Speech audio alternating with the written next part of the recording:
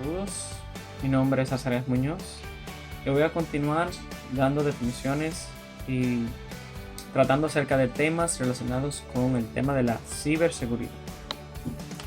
Entonces, vamos a empezar definiendo seguridad. ¿Qué es seguridad? Bueno, seguridad es todo aquello que permite la disminución de riesgos, nos da la confianza de que podemos estar protegidos y seguros de no sufrir. La seguridad estudia y evalúa todos los riesgos para saber qué medidas tomar y evitarlos. Y si se sufren, qué medidas tomar al respecto. ¿Cuáles son las amenazas? Las amenazas son aquellas que pueden atacarnos y lograr hacernos un daño en alguna situación. También podemos decir que la vulnerabilidad es el grado de posibilidad que tenemos para sufrir algún daño o pérdida ante una situación en específico. Es por ello que debemos nosotros de tener y cumplir el triángulo de la seguridad, que se basa en aquellos tres pilares de la ciberseguridad. ¿Cuáles son esos? Integridad, disponibilidad y confidencialidad.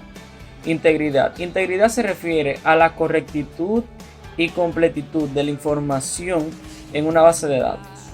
O sea, es cuando nosotros tenemos de manera física guardada nuestra información, nuestros datos en una base de datos. Y estas permanecen íntegras. Estas no se cambian, no se modifican, no se pierden. Permanecen estables.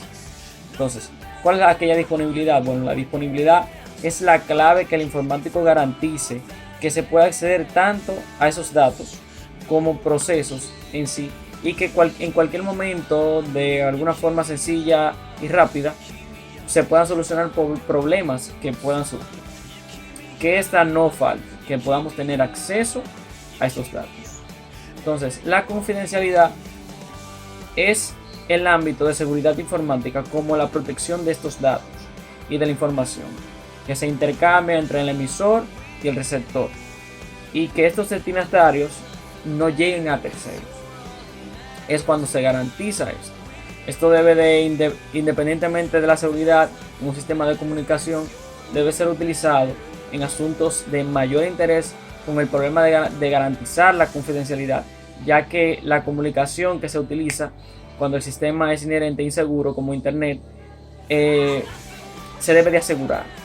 Esto debe de ser garantizado, de que nosotros podamos estar completamente seguros de que esta información no se va a perder y no va a llegar a terceros, a personas con las cuales no debe llegar, para hacernos sufrir daños colaterales. Entonces, existen factores de autentificación. ¿Qué es un factor de autentificación? Es un método de control de acceso informático en el que un usuario se accede al sistema solo después de que presente dos o más pruebas diferentes de quién dice ser. Estas pruebas pueden ser diversas, como la contraseña, que poseen claves de secundaria o secundaria rotativa, o un certificado digital instalado en un equipo, entre otros. Nosotros solemos utilizar esto, por ejemplo, cuando tenemos cuentas bancarias, que a pesar de que nosotros utilizamos una contraseña, pues tenemos que contestar algunas preguntas personales para identificar que realmente somos nosotros quienes estamos accediendo. Entonces, ¿cuáles son estos tipos de autentificación? Bueno, algún objeto físico o posesión del usuario, como una memoria USB, un identificador único, una tarjeta de crédito, una llave, etc. Algún secreto también conocido por el usuario, como la contraseña, un PIN, etc. Y por último, alguna característica biométrica propia del usuario, como una huella dactilar, el iris, voz, velocidad de escritura, patrón de intervalos de pulsación, teclas, etc. Entonces, estas son las formas de autentificación. Ya que hablamos acerca de seguridad, de contraseñas, de cómo acceder realmente a un sitio de manera segura, vamos a tomar cuáles son aquellos tips o reglas que nosotros debemos de tener antes de la creación de una contraseña segura. Lo primero es que debe tener por lo menos 8 caracteres para que sea un poco difícil de descifrar. Si tiene menos de ahí, pues entonces es muy probable que puedan descifrar. Hay muchas posibilidades y que se descifre de manera rápida. Entonces se recomienda tener en la contraseña incluir símbolos, mayúsculas, minúsculas, etcétera. Todo aquello que nosotros podamos variar entre los caracteres que se introducen como contraseña. Y por tercero, nosotros debemos de tener algo ilógico y que no tenga relación con ese acceso que estamos haciendo, pero sobre todo que no se pueda olvidar. Un ejemplo de ello es una contraseña un poco cómica, pero buena. Podemos decir como contraseña la cara de 3 ojos de mi abuelo. Es un poco difícil de olvidar esta contraseña porque es un poco ilógica y también es cómica. Es un poco difícil de descifrar, ya que los sistemas y formas de descifrado, los programas software que utilizan, siempre ligan diccionario, informaciones que se encuentran en internet y que tengan lógica. Entonces, vamos a definir también acerca de la criptografía y criptoanálisis. La criptografía es una técnica de cifrado o codificado que cumple para alterar las representaciones lingüísticas de un mensaje para que no puedan ser leídas por aquellos que no están autorizados. Y el criptoanálisis pues busca estudiar esas técnicas de criptografía para descifrar el mensaje oculto sin saber cuál es. Existen diferentes cifrados que hemos tenido como base en la historia. Uno de ellos es el cifrado de Julio César, que funciona con el desplazamiento de la posición de las letras del alfabeto, pero con 3 posiciones adelante. O sea, si por ejemplo hablamos de la letra A, nosotros la trasladamos a 3 posiciones hacia adelante del lugar donde está la A, que vendría siendo la B. Si mencionamos por ejemplo la B, sería la E, y así sucesivamente. Alan Turing.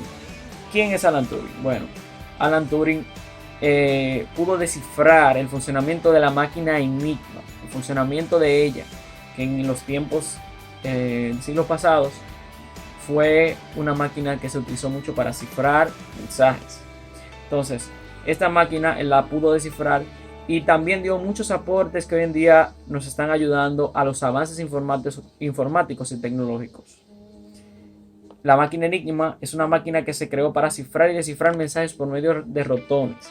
Estos se movían en diferentes posiciones que se configuraban basadas en el manual de ellos, que ellos tenían, y para hacer el mensaje existiera fuera de bastante cantidad de posiciones posibles en el alfabeto y así sea difícil de descifrar. Ellos variaban mucho la forma en cómo se descifraba y por eso sus contrincantes, sus adversarios, se les hacía difícil de descifrar. El cifrado, ¿qué es? Es un procedimiento que se utiliza un algoritmo de cifrado en cierta clave o cifrado, para transformar un mensaje sin atender a su estructura lingüística o significado, de tal forma que no sea comprendido y al menos difícil de comprender a toda persona que no tenga la clave secreta que se utiliza para descifrar este algoritmo. Entonces, el cifrado simétrico, ¿qué es? Existen 2 tipos de cifrado: el cifrado simétrico y el cifrado asimétrico. El simétrico es un poco más simple, que es el que nosotros solemos utilizar en los accesos convencionales, que son los que permiten utilizar una contraseña, solamente una contraseña. Y si cifráramos un documento con contraseña o para una persona pueda abrirla, pues le damos esa contraseña y ya está. Por eso es más fácil de usar que las demás. El asimétrico es distinto, necesita 2 contraseñas, una privada y una pública. La clave privada sirve para cifrar ese correo y la pública sirve para cifrar ese correo y la privada es para descifrar aquel mensaje. Si no tenemos esa privada, pues entonces no la podemos descifrar. También debemos de mencionar qué es la esteganografía.